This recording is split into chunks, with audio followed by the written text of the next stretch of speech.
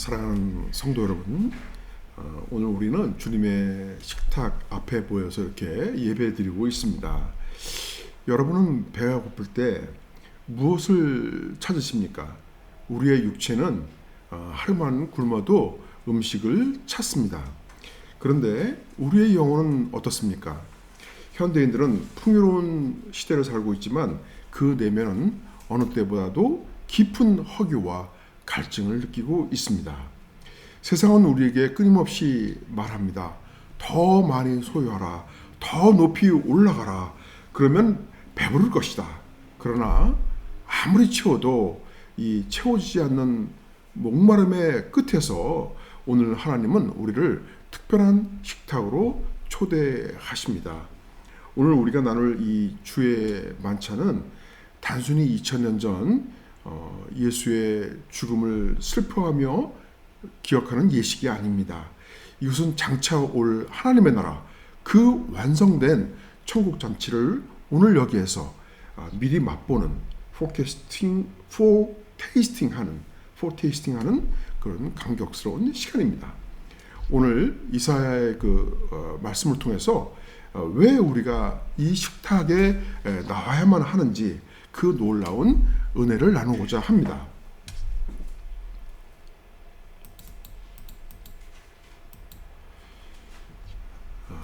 첫째, 주의 만찬은 하나님께서 그의 백성들에게 베푸시는 은혜의 식탁입니다. 이 식탁은 우리의 공로가 아닌 전적인 하나님의 은혜로 인한 그 초대로 이루어지는 것입니다. 하나님의 은혜로 인한 초대의 식탁이 어떤 것인지를 잘 보여주는 예표, 미리 보여주는 상징 같은 거를 예표라고 합니다. 그래서 한 신뢰, 그런 거를 예표라고 하는데요. 그 좋은 신뢰가 사무엘서 하편의 9장 1절부터 13절까지입니다.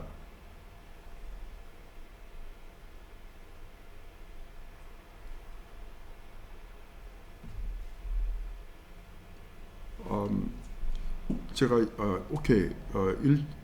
이게 너무 길어서 그냥 여러분들께서 눈으로만 읽으시고 지금 요 지금 구절들에 대한 설명을 제가 미리 좀 잠깐 말씀을 드리면, 이스라엘의 초대 왕이 누구죠? 사울이잖아요.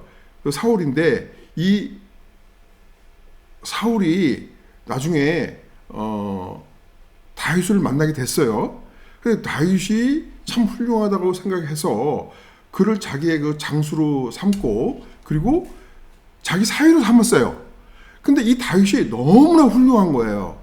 그 아주 전쟁도 잘하고 또 용모도 너무 준수하고 인격적으로도 너무 훌륭하고 또 믿음도 너무 좋고 모든 것이 그 백성들에게 본이 되는 거예요. 그 많은 백성들이 사울보다는 이 다윗을 자꾸 존경하고 따르는 거예요. 그러다가 보니까 이 사울 왕이 자기 사위인데도 불구하고 이 다윗을 너무 많이 시기 질투를 하게 됐어요.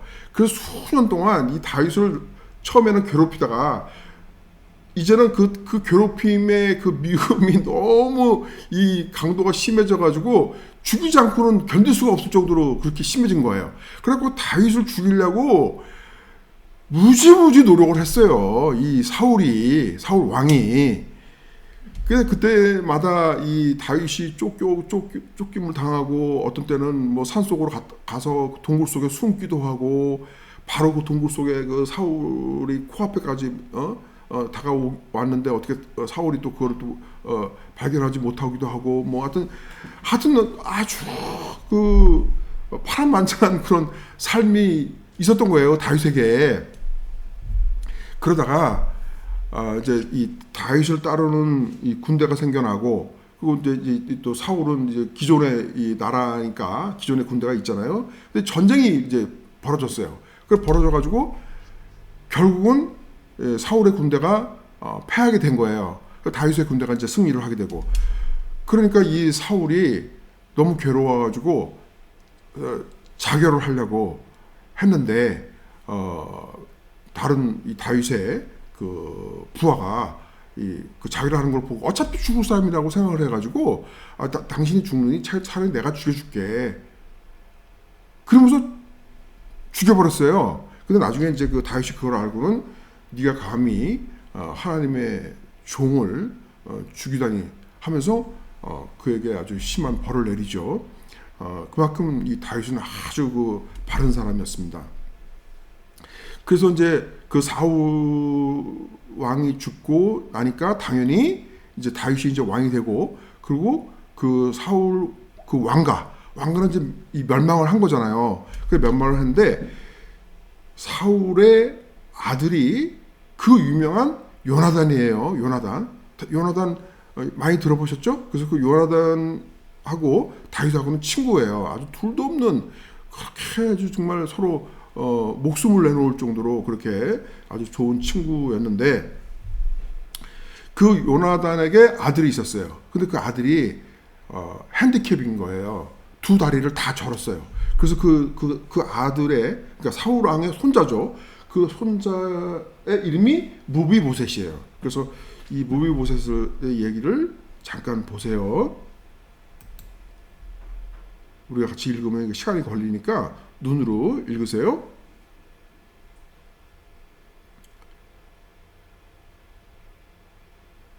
이 다윗이 그러니까 무비보셋이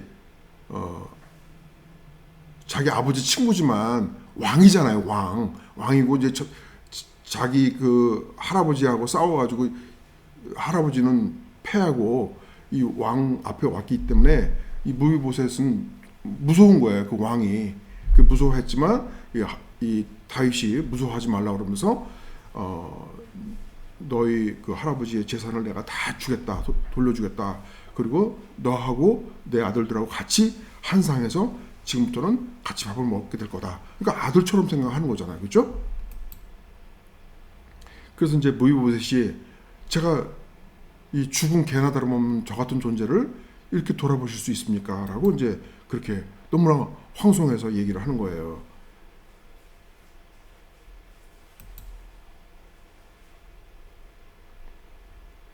그러면서 그 종들에게, 다윗의 그 부하들에게 명해서 이 무비보셋 가족들이 살 수 있도록 모든 그 양식을 대주라고 이렇게 명령 내리고 자기와 함께 이렇게 식사할 거라고 얘기하는 것입니다. 그리고 이제 그 종들이 왕의 명령대로 그렇게 실행하겠습니다. 이렇게 이제 말하고, 이 무비보셋은 다윗의 왕자 중에 하나처럼 똑같이 이렇게 왕하고 같이 식사를 하는 거예요. 또 이 무비보셋에게도 어린 아들이 있었대요.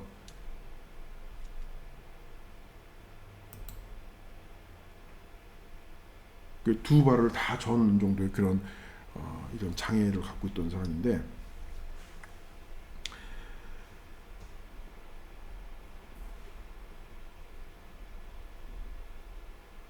이 구약의 다윗은 이스라엘의 가장 그 위대한 왕이었습니다.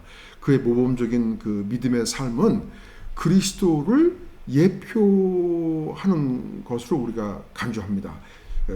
그리스도를 미리 나타내는 것으로 우리가 그렇게 보는 것이죠. 이 왕인 다윗이 망해버린 이 왕족인 사울의 손자이자 그 장애를 가진 무비보셋을 이 왕의 식탁으로 부르고, 그래서 왕이 다윗은 이 그리스도를 나타내는데, 이 멸망한 이 왕의 손자인 무비보셋은 그야말로 흠 많고 부족한 그런 장애를 가지고 있는 자니까, 우리와 같이 흠 많고 부족한 죄인된 우리를 가리키는 거예요. 이 스토리는 지금 그걸 상징하는 겁니다. 근데 이 멸망한 이 왕의 손자인 무비보셋이 다윗 왕으로 불려나오자 자기가 두려운 마음에 스스로를 죽은 개라고 칭하고 있었잖아요. 자기의 목숨은 전적으로 그 다윗 왕에게 달려 있기 때문이에요. 근데 다윗은 뜻밖에도 자기 아들하고 똑같이 대우해 주겠다고 하면서 식탁에서 같이 교제를 하는 것을 허락을 하는 겁니다. 이것은 주의 만찬에 임하는 우리의 자격이 없음을 덮어주시는 하나님의 은혜를 상징하는 것입니다. 둘째, 주의 만찬은 그리스도의 성도들로 하여금 절망과 단절을 통해서 새로운 피조물로 만들어지는 영적 비약의 식탁입니다. 이 본문 1절에서 하나님은 외치십니다. 오호라 너희 목마른 자들아 물로 나오라 라고 말씀하십니다.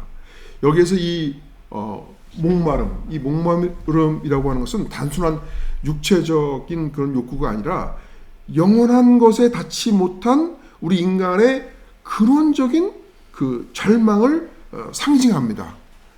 영원한 생명, 영원한 생명의 것에 그런 영원한 삶에 닿지 못하는 우리 인간의 근본적인 그런 절망의 상태를 나타내는 것입니다. 이 절망에는 두 가지 상태가 존재합니다. 이 절망의 첫 번째 상태는 자기가 자기 되기를 포기한 상태입니다. 여기서 이 자기라고 하는 것은 자기라고 하는 것은 하나님이 우리 인간을 만드실 때의 모습과 같은 그런 본래의 자기, 본질적인 자기를 의미합니다. 하나님은 하나님의 형상대로 우리 인간을 지으셨으니까요. 특히 그리스도의 백성, 하나님의 선택된 백성의 본질은 무엇입니까? 하나님의 형상대로 지음 받은 존재입니다. 그러한 자기를 의미합니다. 그래서 자기가 자기 되기를 포기한 상태라고 하는 것은 현재의 자기는, 나는 죄인의 상태인데 하나님이 인간을 최초로 창조하실 당시에 그 하나님의 형상으로 회복되기를 포기한 상태의 인간. 자기가 자기 되기를 포기했다라고 하는 말은 나의 본질은 하나님의 형상을 닮은 것인데 그런 본질, 그런 그 본래의 자기, 본래의 자아, 그런 본래의 자아로 회복되기를 포기한 상태. 이거를 절망이라고 그렇게 말할 수 있습니다. 이러한 상태의 인간은 믿지 않는 자로서 그러한 사람은 절망적인 상태입니다. 이런 사람은 아예 복음을 받아들이지 않거나 교회에 출석해서 여러 모양으로 섬기기는 하지만 진정한 믿음이 없는 사람입니다. 그리고 절망의 두 번째 상태는 자기가 스스로 자기의 힘으로 하나님의 형상에 자기가 되고자 하는 그런 상태의 인간입니다. 즉 자기 힘으로 구원에 이르려고 부단히 이렇게 노력하거나 아니면 교회를 열심히 섬김으로써 자기의 공로를 쌓아서 구원에 이를 수 있다라고 그릇된 구원관을 가지고 있는 사람입니다. 이 두 가지 상태의 그 실존은 둘 다 구원에 이를 수 없습니다. 그래서 영원한 것에 닿지 못하는 절망적인 상태의 인간이라는 것입니다. 그러한 절망적인 상태의 인간을 대신해서 하나님께서 안타까운 그 1절에서 아까 보신 그 1절에서 안타까운 탄식을 하신 것입니다. 이 오라라고 하는 이 탄식은 갈증을 스스로 해결하다가 실패하고 하나님 앞에 선 단독자의 그 고통을 토해내는, 하나님께서 대신 토해내는 그런 소리입니다. 우리 인간이 자신이 영적으로 완전히 파산했다고 하는 것을, 내가 영적으로 완전히 파산된 존재라고 하는 것을 자각하는 그 순간에, 즉 절망의 깊은 수렁에서, 절망의 깊은 심연에서 비로소 하나님의 이 초청이, 부르시는 이 초청이 들리기 시작하는 것입니다. 그리고 2절에서 너희가 어찌하여 양식이 아닌 것을 위하여 은을 달아주며 배부르게 하지 못할 것을 위하여 수고하느냐라고 말씀합니다. 여기 은을 달아주며라고 하는 이것은 이 이사야서 46장 6절에서 언급된 말씀이 인용된 것인데요.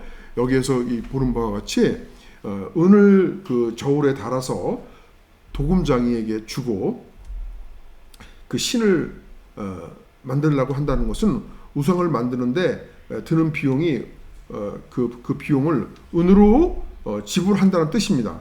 그 당시에 은은 아주 그 귀중한 화폐 가치가 있었던 것이었습니다. 다시 말씀드리면 비싼 돈을 주고 우상을 만들었다는 것입니다. 그런데 이렇게 그 비싼 돈을 들여서 만든 우상이라고 하는 것은 어떤 것입니까? 비싼 돈을 주고 우상을 산 사람의 인생에 축복을 안겨줄 수 있습니까? 그의 인생을 바꿔 놓을 만한 힘이 있었을까요? 7절을 보십시오. 이사야서 그 46장 7절에 보면 그 답이 있습니다. 여기 말씀에서 하는 바와 같이 우상은 한낱 뜬구름에 불과한 것입니다. 그런데 이 우상이라고 하는 것이 세상적인 것만 있는 것이 아닙니다.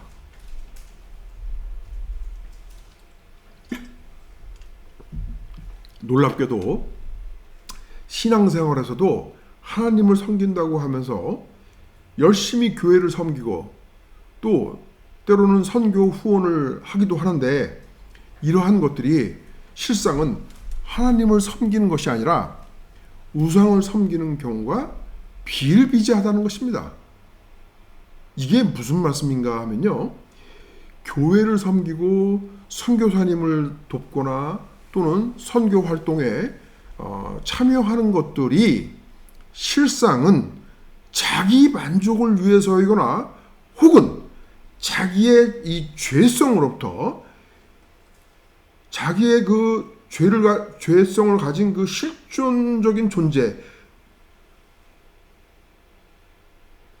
그 변형을 추구하기보다는 자기 안에 쌓이고 있는 그 아무도 모르는 자기 안에 자기만이 알고 있는 그 죄의 무게를 그러한 신앙생활로 경감시킬 수 있다라고 믿는다는 것입니다.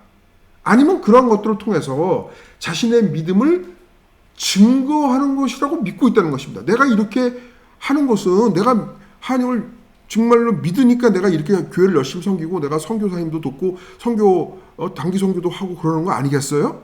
이렇게 본인이 이렇게 생각을 한다는 거예요. 얼마 전에 우리 교회에서 성도 간의 갈등을 일삼던 그런 분이 그 어떤 분이 결국은 교회를 나갔습니다. 근데 그분은 그동안에 여러 차례 이 교회를 나가기도 했던 그런 분으로서 마지막으로 교회를 떠난 지가 1년이 넘었는데 최근에 우리 교회가 후원하고 있는 그 선교사님을 만나서 교회에 대한 그 험담을 그렇게 많이 하더래요. 그러면서도 또 한편으로는 그 선교사님을 돕고 싶다고 그렇게 말했다는 거예요. 그러면 그분은 자기 성찰을 통해서 자기 실존의 어떤 그 이 내면 속에 있는 그 실존의 변화를 추구하기보다는 자기 의를 통해서 자기가 하나님의 선택된 백성이라고 하는 것을 증명하고 싶었던 것으로 그렇게 생각이 됩니다. 만약에 그 사람이 정말로 하나님의 백성이라면 1년이나 지났고 이제 교회도 떠났으니까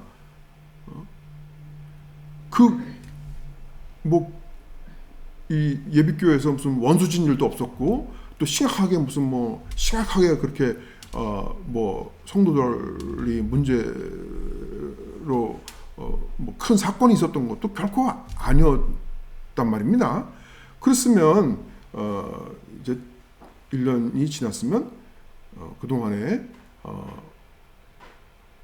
어떻게 그 신앙생활을 그분이 했는지는 모르겠습니다만은 자기 자신을 좀 돌아보고 자기 자신의 그 죄성에 대해서 내가 그때는 이렇게 생각을 했는데 사실 이제 와서 내가 깨달아 보니까 그때는 내가 잘못된 부분이 있었구나 라고 좀 회개하고 자기를 돌아볼 줄 알고 이제 뭔가 영적으로 비약된 그런 성숙한 모습으로 성도사님을 만나서 회개하는 그런 모습을 보여는 것이 아니라 저는 뭐 그 성도사님을 만났었다는 그 사실을 뒤늦게서 최근에 들었어요. 그 성도사님한테 들었는데 이렇게 만났노라고 얘기를 하시더라고요. 그래서 그런 일이 있어서 그렇게 성도사님과 이렇게 연락해갖고 만나게 될 줄은 난 꿈에도 생각을 못했는데 그래서 만났다고 얘기를 하시길래 성도사님이 그러면 그동안에 뭔가 좀 본인을 돌아보고 한 그런 어떤 성숙한 모습으로 이 대화를 나눴으리라고 그냥 기대하면서 그렇습니까? 라고 이렇게 대화를 하는데 뭐 성도사님의 얘기가 그게 아닌 그 얘기를 하시길래 참 뭐 그야말로 유구무원 제가 할 말이 없어서 아무 소리 안 했습니다만은 참 안타깝더라고요. 그와 같이 자기 자신의 내면의 어떤 그 실존의 그 존재의 변형, 나라고 하는 존재, 죄된 본성의 존재에서 그리스도의 형상을 닮은 그런 존재의 변형을 추구하는 것이 아니라 내가 그렇게 이 교회 액티비티, 그 교회 활동, 섬기는 활동, 열심히 맛있는 음식으로 섬기기도 하고 교회 헌금도 하고 선교사님 돕기도 하고 하는 그런 것들을 나타내는 것이 곧 믿음의 증거 아니냐라고 많은 그리스도인들이 그렇게 착각을 하고 있다는 거예요. 그게 아니라니까요. 그리고 그런 부분에 대해서 좀 목사님들이 좀 정확하게 솔직하게 좀 정복을 좀 찔러줘야 되는데 이런 얘기 안 하잖아요. 솔직히 안 그래요? 왜? 이런 얘기하면 그 성도들 떨어져 나갈까 봐. 그차도 열심히 교회를 섬기고 있는데 뭐라고? 아니 내가 내 만족을 위해서 하는 거라고? 내가 내 자신 스스로가 우상이 돼가지고 나를 섬기는 거라고 결과적으로? 안 해 나 그러면 내가 왜 교회 섬겨? 저런 목사님이 그렇게 얘기하면 내가 이 교회 내가 왜 섬겨? 이럴 거 아니에요. 겁이 나가고 이런 말 못하는 거야. 많은 교회 성도님들 가운데서 믿음생활을 오래 하시고 또 안수 집사, 또 장로, 권사 이런 직분을 가지고 있는 분들 가운데서 자기 존재의 변형은 하려고 하지 않고 그런 교회를 섬기는 걸 통해서 믿음의 증거를 나타내려고 하는 것은 이건 잘못된 구원관이라고 하는 것입니다. 진리를 잘못 알고 있는 것이고 복음에 대한 오해를 하고 있다고 하는 것입니다. 결국 자기가 자기를 섬기는 꼴이 되는 것이라는 그런 말씀인 것이죠. 이것이 수많은 그리스도인들이 하나님의 뜻을 제대로 깨닫지 못하고 잘못된 신앙생활을 하고 있는 그러한 그 실존의 상태인 것입니다. 이것을 깨닫지 못하면 평생 교회를 섬겨놓고도 헛수고하는 것이 되고 맙니다. 교회를 섬기고 전도활동이나 또 선교사역을 돕는 것보다 더 중요한 진리가 있습니다. 하나님의 선택된 백성은 반드시 성령님께서 역사하셔서 그를 끊임없이 절망 가운데 몰아넣으시고 회개시키셔서 그의 존재가 실존적 변형이 되도록 인도하십니다. 그리고 그를 하나님의 뜻에 따르게 합니다. 하나님의 뜻은 이것입니다. 오늘 본문 2절의 말씀에서 같이 양식이 아닌 것을 위하여 수고하지 말라는 것입니다. 즉 세상적인 것을 추구하는 것, 자기를 우상 삼아서 섬기는 것들을 다 중지하라. 옛사람의 실존적 자아를 해체하라. 옛사람의 사고방식과 태도를 단절하라. 그것들은 다 진짜 양식이 아니다 라고 말씀하는 것입니다. 그리고 이어서 말씀하십니다. 내게 듣고 들을지어다. 즉 내 말에 순종하라고 명령하신 것입니다. 그리고 후반부에서 이렇게 말씀합니다. 그리하면 너희가 좋은 것을 먹을 것이며 너희 자신들이 기름진 것으로 즐거움을 얻으리라. 이 말씀의 의미는 절망적인 자기 존재의 그 붕괴와 해치를 통해서 옛사람을 벗어버리고 새로운 피조물로 만들어지기 위한 영적 비약의 결단을 감행하는 자에게는 영원한 생명을 주실 것이며 이 세상의 삶도 역시 하나님께서 책임져 주실 뿐만 아니라 평안과 기쁨을 누리게 해주시겠다는 약속의 말씀인 것입니다. 세상의 식탁은 냉정합니다. 돈이 없으면 먹지 말라고 합니다. 식당에 가서 돈이 없으면 먹지 말라고 합니다. 그렇죠? 자격과 대가를 요구합니다. 우리는 세상에서 인정받기 위해서, 배부르기 위해서, 또는 잠시의 쾌락을 위해서 내 시간과 열정을 은처럼 달아주고 수고합니다. 그러나 그런 것들은 우리가 돌이켜 생각해 보면 다 헛되고 헛된 것들임을 깨닫고 있습니다. 이제는 주의 만찬은 다릅니다. 하나님은 믿음으로 하나님 앞에 나아오는 자들에게 돈 없이 값 없이 와서 포도주와 젖을 사라고 하십니다.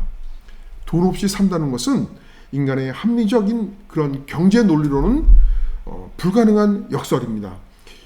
역설이라고 하는 것은 상식적으로 모순되는 것을 가리킵니다. 이 돈 없이 산다는 것은 상식적으로 모순입니다. 그렇죠? 그러나 주님은 우리의 상식을 뛰어넘어서 아무런 대가 없이 자기의 생명을 나눠주시겠다고 합니다. 이와 같은 역설을 받아들이고 빈손으로 하나님의 은혜 앞에 자기를 던지는 행위 자체가 역설적 비약입니다. 그리고 그 비약은 영적인 비약으로 이어집니다. 하나님께서는 바로 그것을 원하시는 것입니다. 3절을 보십시오. 우리가 같이 읽겠습니다.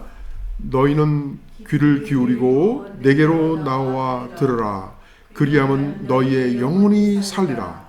내가 너희를 위하여 영원한 언약을 맺으리니 곧 다윗에게 허락한 확실한 은혜이니라. 아멘.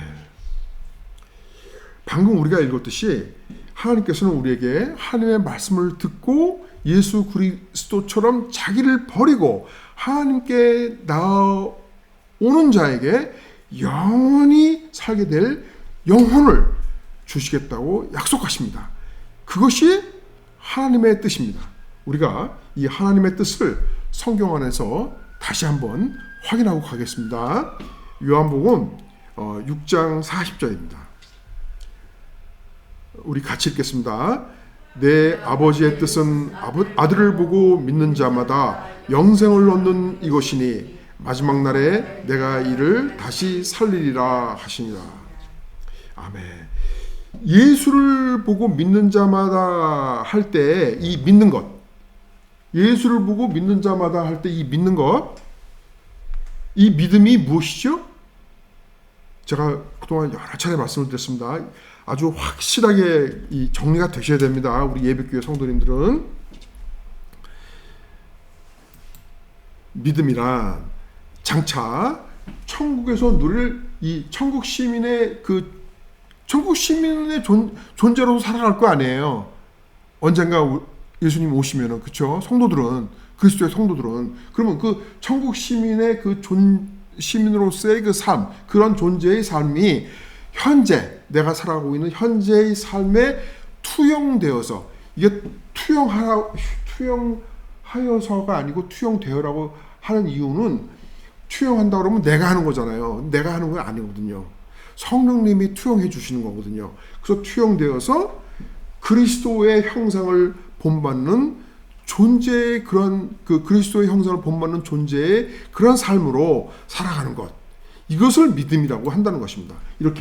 이게 지금 이거를 우리가 한번 이미지로 생각을 하면 이게 산이고 이게 이제 실제 우리가 가야 할 실상인 거예요. 이게 진짜 산이고 여기는 이 물에 이게 호수가에 비춰진 이게 그림자잖아요. 이거는 사실은 허상이잖아요. 근데 현재 우리의 삶이 허상이지 우리의 삶은 실상은 아니란 말이에요. 우리는 순례자의 삶이고 이것은 스치고 지나가는 삶이고 우리의 진짜 삶은 이제 천국의 삶이 우리의 진짜 삶인 것이죠. 성도에게만 해당되는 얘기입니다. 그러면 이러한 그 천국의 삶의 존재가 나의 현재의 삶에 투영되어서 성령님이 그렇게 투영시켜 주시니까 투영되어서 내가 그리스도의 형상을 본받는 삶으로 살아가는 것, 그리스도의 형상의 그런 존재로 살아가는 것, 이것을 믿음이라고 한다는 것입니다. 천국 시민의 존재가 우리에게 투영되기 위해서는 죄된 본성을 지닌 존재에서 그리스도의 형상을 지닌 존재로의 변형이 필요합니다. 그렇다면 우리는 오늘 주님의 살과 피로 확증된 떡과 잔을 마실 때 우리의 죄된 본성의 그런 존재에 대해서 절망함으로써 주님의 은혜를 간구해야 할 것입니다. 그리고 결단해야 됩니다.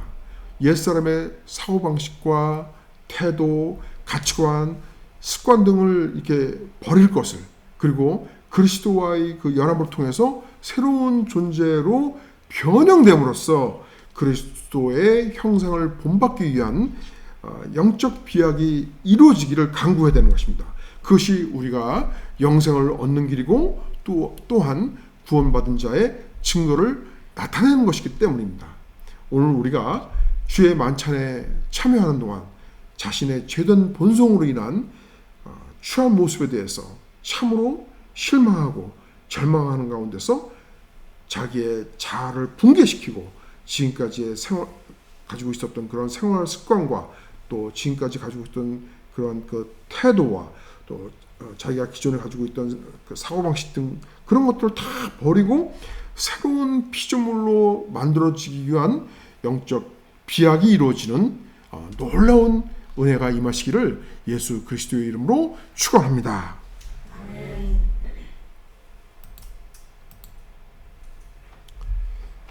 우리 주의